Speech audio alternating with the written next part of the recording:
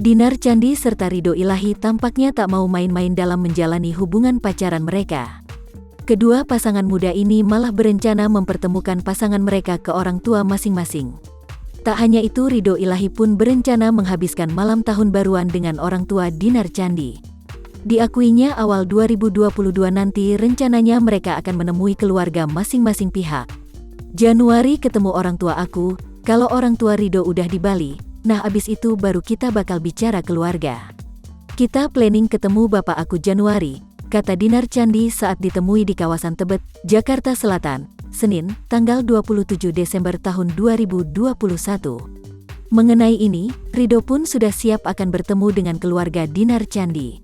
Bahkan, direncanakan keduanya akan merayakan malam tahun baru di rumah orang tua Dinar Candi. Aku siap-siap aja, bahkan dari awal jadian udah ngomong mau ketemu sama keluarga. Minimal nambah keluarga baru.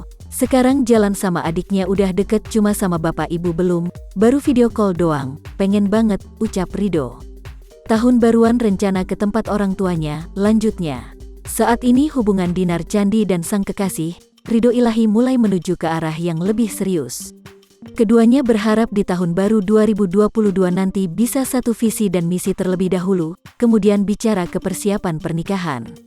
Dia pernah ngomong mau cincin atau kalung, aku nggak mikir harga harus berapa, tapi harus mikir mau beli rumah berdua, kalau punya anak mau gimana, gitu doang masa depan sih, pungkas Ridho.